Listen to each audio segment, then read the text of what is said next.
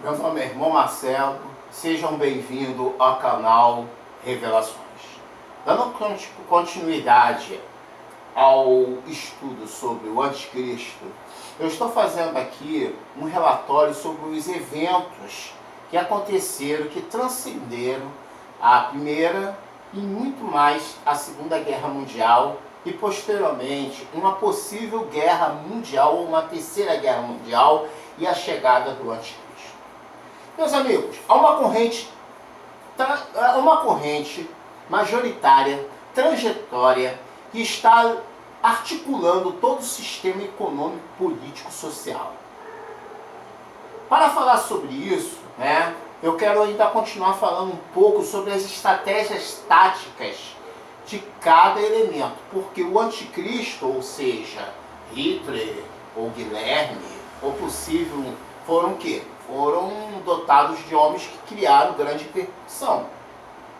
E foram através deles que surgiram as grandes dinâmicas e ações políticas que tornaram possível uma guerra. Eles foram talvez o teste de ferro, mas eles foram os idealistas, foram ditadores. Mas todo ditador tem uma mão invisível, seja qual for ele, liberal ou democrata, sempre existe uma mão invisível por trás dele, que são as pessoas que estão articulando, que estão fornecendo elementos, seja Stalin, seja Hitler, seja Mussolini, seja quem for. Vamos lá. A invasão Barbarossa. A invasão Barbarossa, que aconteceu em maio de 1941, ela foi adiada várias vezes porque o Benito Mussolini tinha sido derrotado pelos ingleses no norte da África. Estavam recuando da Tunísia e os exércitos estavam todos devastados. Então, uma pequena força enviada pelo general Abraham Rommel era um general nazista, um grande idealista, um homem que tinha uma tática formidável. Ele fazia uma surpresa. Seus tanques não eram muito bons, mas a estratégia tática dele era muito boa. Bom, em meados de 1941, o Stalin estava sendo avisado várias vezes pelos seus espiões que haveria uma invasão. Quando começou a invasão Barbarossa, a maioria dos aviões russos foram destruídos. O general Kugelera começou a fazer um ataque em direção a Moscou. E em Kiev, na Ucrânia, os exércitos alemães foram cercados pelo general Kugelera e foram cercados pelos outros exércitos que estavam vindo do outro lado, capturando mais de 600 mil soldados soviéticos. Himmler, que era o sucessor de Adolf Hitler, era o segundo em chefe, disse que os bolcheviques, os soldados russos, deveriam morrer de fome. Porque tanto os bolcheviques como os judeus eram odiados. Kiev recebeu com grande alegria a chegada dos exércitos alemães. Veja aí a política. Por quê? Porque a política de Stalin contra todos aqueles que não adotavam o comunismo, que eram antissemitas, eram mal vistos por Stalin. Porque Stalin era um aliado fervorosamente até mesmo dos judeus ali naquela região. Há uma ligação histórica. Então, o mesmo tratamento que os bolcheviques, que os judeus tinham, os bolcheviques, os soldados russos também. Milhares de soldados russos foram mortos em campos de concentração. E nós não vemos falando os filmes de Hollywood falando sobre isso. Só vemos alguns documentários, alguns livros, mas não vemos nenhum filme. Por quê? Porque o foco é só o judeu. O que eu quero dizer com isso? O que seria possível? Por que todas essas coisas? Vamos ver agora essa situação que está acontecendo na Ucrânia, em Kiev. E vamos ver as ações de Vladimir Putin. Quando Putin fala sobre o quê? Putin ele fala sobre defender os povos cristãos e os judeus ortodoxos, porque a igreja ortodoxa está ligada diretamente a Putin. Além de Putin, não é só um presidente, ele foi coroado, tá, pela própria igreja ortodoxa como um líder espiritual. Nenhum outro presidente da Rússia foi coroado como um líder espiritual. E Vladimir Putin foi coroado como líder espiritual. Vladimir Putin tem uma ligação muito forte com os judeus, com o governo de Israel. Então, o compromisso de Vladimir Putin é a paz. Apesar dele tomar ações políticas e guerras, ele está empenhado a trazer uma certa melhoria nessa situação, nessa área. Mas como presidente ele toma ações militares também. Então as pessoas, muitas das vezes, não analisam a história e o contexto. Não porque Vladimir Putin tem uma ligação com os russos. Não porque Vladimir Putin tem a ligação com Stalin. Não, nada disso. Mas porque a história toda transcendente está falando sobre a Rússia. E se você acompanhar a Bíblia falando sobre Gog e Magog, pegar as regiões certinho e estudar, você vai entender que está falando sobre a Rússia. Não está falando dos Estados Unidos, não está falando da Itália. Então, eu trabalho com fatos, eu não trabalho com a ilusão. Como meu vídeo é pequeno, eu não posso dar detalhes, eu estou tentando colocar as táticas. A tática de Hitler, a influência dos seus generais. Então, o que acontece? Preste atenção. Vê que todos os generais alemães, o próprio Hitler, ele debatia com os generais. Ele dizia, o próprio Guggenheim disse que a opção melhor seria invadir Moscou. Mas Hitler disse que ele não entendia de nada, que precisaria pegar as provisões e depois, por último, tomar Kiev e depois tomar Moscou. Mas foi um erro tático muito grande cometido por Adolf Hitler, que não entendia nada de tática de guerra. Porque foram os seus generais que tomaram a Europa. Assim como Rommel, assim como Raschgenerer. Então, tudo tem que ser o quê? Analisado. Putin não interfere nas ações militares dos seus generais.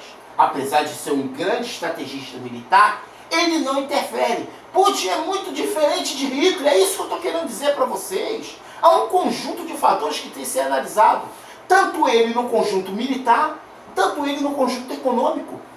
Hitler, como idealista econômico, é nota 0. Idealista militar é nota 0. Ele é um grande idealista, mas não foi um gênio militar.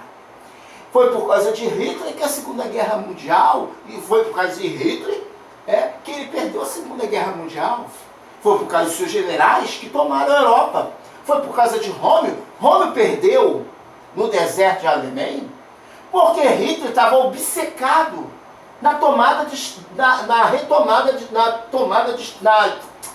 retomada depois da perda do general Paulus em Stalingrado, em que a rendição alemã foi a maior derrota alemã, muito pior do que a derrota em Moscou.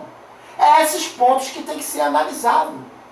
Então, o contra-ataque dos exércitos russos, que estavam fabricando inúmeros tanques, principalmente o tanque Fernandes, de Torre Fixa e outros tanques aí, o que aconteceu? O investimento alemão grosso para a tentativa foi um desastre total. E a derrota novamente dos exércitos russos, dos exércitos alemães, para os exércitos russos, comandado pelo general Zhukov. Então, do lado a Stalin, que tem os seus generais pensando, Stalin nunca interferiu na tática militar, Hitler interferia na tática militar. Enquanto Rommel não recebia os reforços, os exércitos do general Hermann Montgomery aproveitou essa situação para derrotar, para vencer a Batalha de Zerzur, que foi uma carnificina. Então, há vários fatores. Os generais alemães, como o próprio Hemmerle, que era comandante na Itália, e a derrota na Itália foi uma interferência do quê? Da SS. De alguns generais que tinham aquela ilusão, inclusive porque, vamos lá, vamos recapitular. A situação toda está na tática. As táticas, tanto como aconteceu na Primeira Guerra Mundial, na Segunda Guerra Mundial, é possivelmente que uma possível Terceira Guerra Mundial aconteça, e para mim ela já está acontecendo há muito tempo, todos esses eventos aí estão relacionados às guerras. Nós vemos que a guerra na Síria é uma guerra política e econômica. É uma guerra muito mais complexa do que foi a Segunda Guerra Mundial. A guerra de hoje, ela é uma guerra de informações. E Putin já disse várias vezes que quem vai dominar o mundo vai dominar a tecnologia de comunicação. Ou dominar o quê? Dominar o sistema, a besta. A besta que toma conta. O sistema econômico, todo está voltado para um sistema de comunicação. Você vê que qualquer coisa que surge, como barulho nos Estados Unidos ou na Rússia ou em Pequim, as bolsas de valores de Londres caem, ou a bolsa de Brasília cai, e ou de Nova York cai. Tudo isso por causa de quê? Por causa de especulações. Então a guerra de informações influencia nas posições políticas, principalmente nas eleições nos Estados Unidos ou em qualquer lugar. Então, minha gente, são pontos que nós temos que analisar. Nós não podemos pegar alguma coisa, né, como as pessoas pegam, e ficar só falando daquilo ali, sem analisar da forma geral. Então, o que acontece com tudo isso? Se nós olharmos para este horizonte, veremos que Vladimir Putin é um homem diferente de todos os outros homens. Ele tem uma ligação muito forte com o povo judeu. Ele defende ideias como o anticristo provavelmente teria. Agora, estou dizendo que ele é o anticristo? De fato, eu não estou afirmando isso. Eu não estou afirmando isso. A única coisa que eu estou falando é que toda essa trajetória política e essa influência de seu governo, desde o ano 2000, qual ele foi eleito, aí vem aquela história de sociedade eurasiana, quem está por trás de Vladimir Putin, porque tem que haver alguém que esteja de frente. Se não for Vladimir Putin, vai ser outro. Então por que eu não estou afirmando com ele? Porque eu não posso afirmar, mas a corrente majoritária tudo prediz. Prediz que é a Rússia. A Rússia é uma nação provável que vai invadir Israel. Sozinha? Lógico que não. Mas qual é os olhos atentos? É para Jerusalém, que é o centro. A guerra é contra Jerusalém, é contra Deus. Então, Deus virá com seus exércitos. Não vai ser os Estados Unidos, não vai ser o Brasil, não vai ser nenhuma nação que vai livrar Israel. Não vai ser os exércitos de Israel, mas vai ser os exércitos de Deus que virão para destruir os inimigos de Deus. Então, meus amigos, eu vou terminar esse assunto. Eu não gosto de falar de forma muito complexa. Eu não vou pegar Ezequiel 38, 39 para falar, tá? Porque o vídeo aqui é para esclarecer da forma da visão clara que temos. Que Deus possa abençoar vocês, tá? Eu falei um pouco de guerra, falei das ações dos generais alemães, tá? Por quê? Porque tudo isso tem a ver com agora. Se você pegar os generais americanos, os generais russos, generais de Israel, e analisar as táticas, você vai ver que a Síria, pela história, nós temos que examinar a história. Porque sem examinar a história, nós não vamos entender. O povo persa é o mesmo povo sírio. Então as pessoas têm que pesquisar, têm que analisar. Que Deus possa abençoar vocês. Que o ano de 2019 seja o melhor ano para cada um de nós. E que a nossa esperança é a vinda de Cristo. Tá? E sabemos que aqui nessa terra não vai haver mudanças. E que o governo único vai ser instalado. Essa é a tendência. A globalização está aí. A besta está aí. Muitos empresários colocando aí, o número da besta na mão. Então isso aí, meu amigo, não é mais nenhuma novidade. Poderia ser novidade há 30 anos atrás. Hoje não é mais nenhuma novidade. Não adianta fecharmos os olhos. Tem muito cristão dizendo que a besta não é isso aí não. Não é o número que está aí não. Como o próprio O próprio pastor, o Silas Malafaia, né? Não estou atacando a pessoa dele, presta atenção, afirmando que isso não tem nada a ver com o número da besta. Bem, então a Bíblia está errada. A Bíblia está totalmente errada. Eles devem ter outra Bíblia e isso não me interessa. Vou ficar por aqui e eu vou ainda falar sobre esse assunto de forma diferente e que Deus possa abençoar. Sobre o anticristo está terminado e que Deus abençoe em nome de Jesus.